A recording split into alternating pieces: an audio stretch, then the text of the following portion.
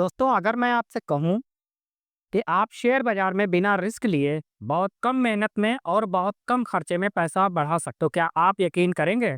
चलिए आज index fund के बारे में जानते हैं। हेलो दोस्तों, मेरा नाम है इमरान खान और आप देख रहे हैं फाइनेंस का फंडा। क्या आप भी शेयर बाजार में पैसा लगाना चाहते हैं लेकिन डरते हैं कि कहीं घाटा ना हो जाए?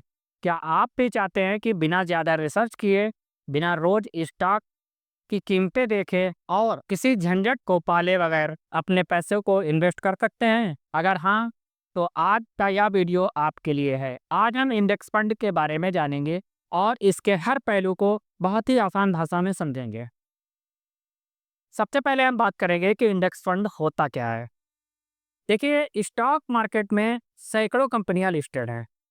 उनमें से कुछ बड़ी कंपनियां हैं और इन बड़ी कंपनियों का एक ग्रुप बनाकर इंडेक्स बनाया जाता है। जैसे भारत में निफ्टी 50, सेंसेक्स 30।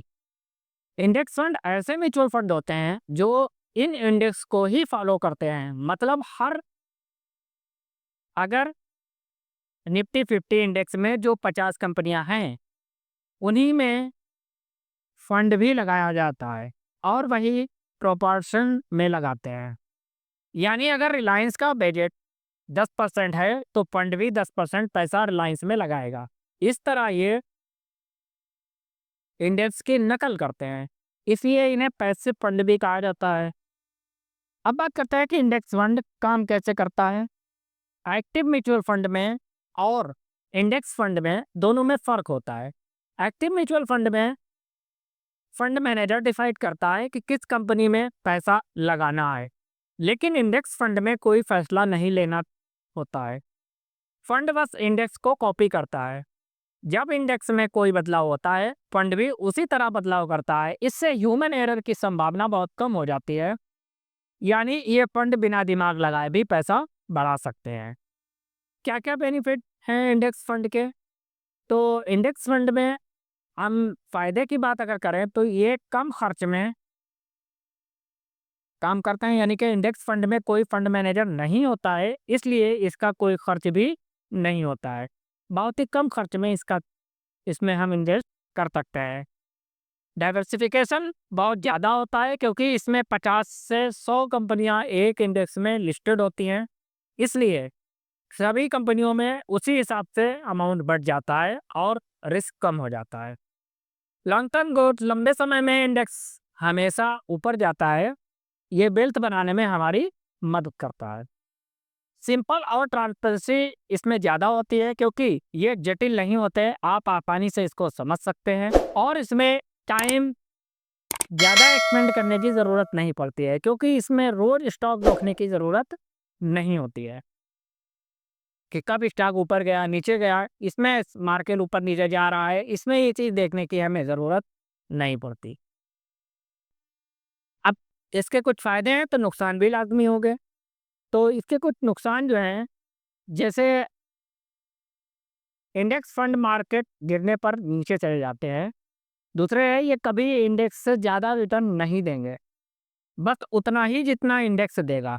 शॉर्ट टर्म में इसका रिटर्न कम लग सकता है, लेकिन लॉन्ग टर्म में इसका इंडेक्स बहुत हाई होता है। इसलिए इंडेक्स फंड में तभी पैसा लगाएं जब आप लॉन्ग टर्म के लिए तैयार हों। अब हम बात करेंगे कि इंडेक्स फंड और एक्टिव फंड दोनों में क्या क्या सिमिलरिटीज़ हैं, क्या क्या अंतर है। बहुत दो लोग पूछते हैं ये फ़र्क के बारे में। तो एक्टिव फंड में फंड मैनेजर स्टॉक चुनता है, जबकि इंडेक्स फंड में ऐसा नहीं होता है। एक्टिव फंड में खर्च ज़्यादा, जबकि इंडेक्स फंड में खर्च कम होता है। एक्टिव फंड जो होता है, कभी इंडेक्स से ज़्यादा तो कभी कम रिटर्न देता है, लेकिन बहुत से रिसर्च में पाया गया है कि लॉन्ग टर्म में ज़्यादातर एक्टिव फंड भी इंडेक्स को बीट नहीं कर पाते। यानी कि इंडेक्स फंड हमेशा एक्टिव फंड से ज़्यादा ग्रोथ बना के देता है, इसलिए इंडेक्स फंड ज़्यादा भरोसेमंद माने भी जाते हैं। बात करते हैं रेगुलर और डायरेक्ट प्लान्स क्या होते हैं। डायरेक्ट प्लान्स वो होते हैं जो ऑनलाइन प्लेटफॉर्म से ख़रीदे जाते हैं, इसमें खर्च बहुत कम होता है। जबकि रेगुलर प्लान में एडवाइज़र या एजेंट होता है जो अपना कमीशन लेता है। इसमें एक्सपेंस रेशियो थोड़ा ज़्यादा हो जाता है। वो ज़्यादा इसलिए होता है क्योंकि इसमें कमीशन भी जुड़ा होता है। अगर खुद खरीद सकते हैं तो डायरेक्ट लेना हमेशा फ़ायदेमंद रहता है। बात करेंगे कि इंडेक्स फंड टैक्सेशन के बारे में, तो index fund equity mutual fund की तरह ही टैक्सेबल होते हैं। अगर आप 1 साल से पहले बेचते हैं तो short term capital gain tax 15% लगेगा। अगर आप 1 साल के बाद बेचते हैं तो लॉन्ग टर्म टैक्स 10% लगेगा आफ्टर 1 लाख गेन करने पर। इसलिए कम से कम 5 से 7 साल का इन्वेस्ट करना सही होता है। सही इस इंडेक्स फंड को कैसे चुनें? सही इंडेक्स फंड को चुनते समय कुछ चीज़ें देखने होती हैं, जैसे कौन सा इंडेक्स ट्रैक करता है, Nifty 50, Sensex, Nifty next 50, expense ratio कम हो, ट्रैकिंग एरर कम हो, फंड का AUM यानी कि साइज अच्छा हो, फंड हाउस भरोसेमंद हो। ये सब चीज़ें आप देखकर इंडेक्स में पैसा लगा सकते हैं। इंडिया में कुछ अच्छे index fund Nifty 50 index fund, Sensex index fund, Nifty next 50 fund, ये सब एक भरोसेमंद इंडेक्स फंड है। SIP में निवेश कैसे कर सकते हैं? तो इसके लिए हमने एक सेपरेट वीडियो बना रखा है और आप उसको पूरा देख सकते हैं। उसमें मैंने डीपली SIP के बारे में डिस्कस किया है, जिसका लिंक आपको डिस्क्रिप्शन बॉक्स में मिल जाएगा। SIP यानी सिस्टमेटिक इन्वेस्टमेंट प्लान। इसमें हर महीने फिक्स रकम अपने आप इन्वेस्ट होती है। आप इसमें 500 रुपये से भी शुरू कर सकते हैं। इसके कुछ प्लेटफॉर्म जैसे ज़ेरोधा, ग्रो, क्यूएरा प्लेटफॉर्म, मनी, पेटीएम मनी जैसे प्लेटफॉर्म से डायरेक्ट प्लान में निवेश कर सकते हैं। हर महीने डिसिप्लिन से SIP करते रहें और 10 से 15 साल बाद कंपाउंड का कमाल इसमें देखिए। आपने देखा कि इंडेक्स फंड कितने आसान, सस्ते और भरोसेमंद इन्वेस्ट होते हैं। अगर आप लॉन्ग टर्म वेल्थ बनाना चाहते हैं और रोज शेयर देखने का टाइम नहीं है तो इंडेक्स फंड आपके लिए बेस्ट ऑप्शन है।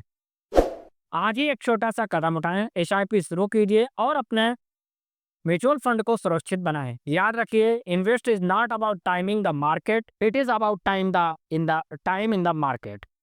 जितना जल्दी शुरू करेंगे उतना ज़्यादा फायदा मिलेगा। उम्मीद है दोस्तों जानकारी पसंद आई होगी। वीडियो को लाइक करें, अपने दोस्तों के साथ शेयर करें और सब्सक्राइब करना ना भूलें। Thank you.